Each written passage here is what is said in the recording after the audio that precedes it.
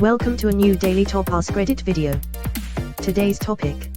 The loudest voice in the room is usually the dumbest. What an example of this you have seen. Finding out everyone on the internet is suddenly an expert in the operation, design, and recovery of deep submergence vehicles has certainly been an eye-opener.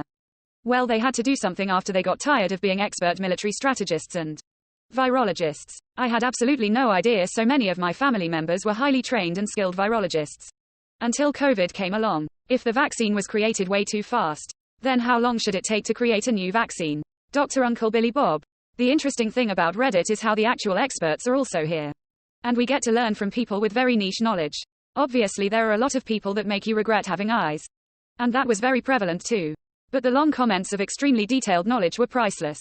The problem is differentiating between the actual experts and the wannabe experts or overly confident ignoramuses.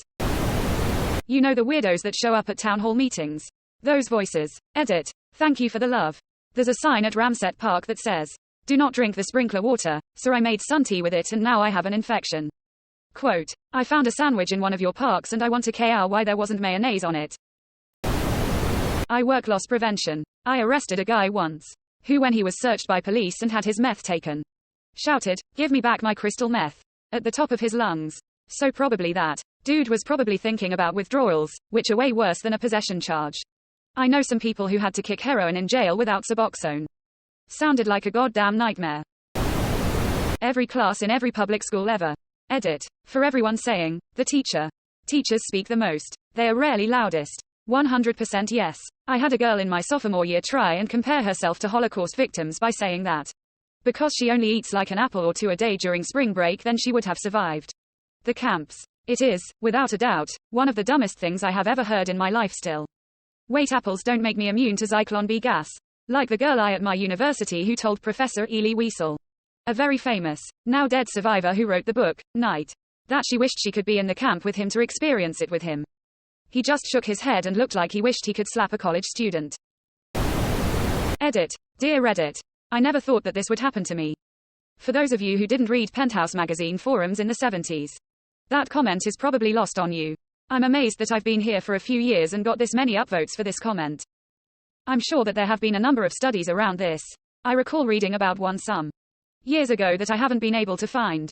The basic premise is that small groups were set up in a controlled situation and given the task of coming up with some kind of a business plan. They had people observe the interactions and identify who they thought were leaders. And inevitably it was the people that spoke first and or loudest that were perceived as leaders who helped guide the team to a correct solution to this fairly subjective problem. The twist was that the study was also replicated with the groups given the task to solve a mathematical problem. Again, the loud ones were perceived as the ones who led the group to the right answer, even though in this case the answer was often objectively incorrect. Having worked in the business world for many years, I can say that I've seen many people who are in positions of leadership, management solely because they were loud, assertive and confident, despite being wrong. Yeah, I'm 24 and I'm starting to realize this. Looking like you know what you're talking about is a lot more important than knowing what you're talking about. A good way to look like you know what you are talking about is to be confident. It's pretty funny when someone is talking about something you know quite a bit about. It's actually hilarious to watch someone be so confidently wrong about something and everyone just eats it up. I know I do it too. Honestly, the further I get into the professional world, I've realized how much confidence impacts everything. I've finally found my ability to be simultaneously confident and entirely out of my depth. And it's as simple as being honest. Being confident enough to be honest when you don't know something is a magic trick.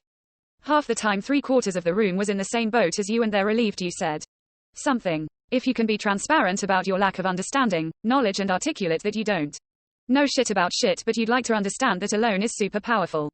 It's been my experience that displaying that bit of vulnerability gets rid of the unspoken self consciousness that's super common in knowledge-based professions. You're not going to know every answer all the time and that's not only fine, it's disarming. No one wants to work alongside Mr. or Mrs.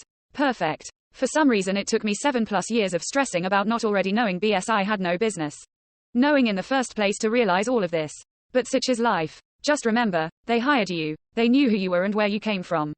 If you're missing something you should have known beforehand, then they fucked up by hiring you in the first place. You can figure it out if they need, though, so just let them know where you stand. Ever been to a family dinner? The crazy drunk uncle. Immediately thought of my partner's uncle when I read the post title. He speaks at 110% volume all the time and needs a diaper wrapped around his chin to catch all the shit he dribbles out. Or, along similar lines, he who laughs last laughs best. But he may get a reputation for being a little slow on the uptake. Quote, he who laughs last, obviously didn't get the joke. My ex-husband. We couldn't discuss anything. His answer to every problem was just to scream over me until he got his way. I'm here to say my mother. Face with rolling eyes, that woman. It's pretty common behavior. Unfortunately. Had an ex that would go, are you starting your shit again? If I argued and, you're just trying to manipulate me, when I cried. There's no winning. Same here. And, oh, so you're ignoring me. If I said nothing. Literally cannot win. I'm glad mine's an ex too. Oh my god. My mother got straight up pissed when I started crying about something she said. Maybe that's what she was thinking.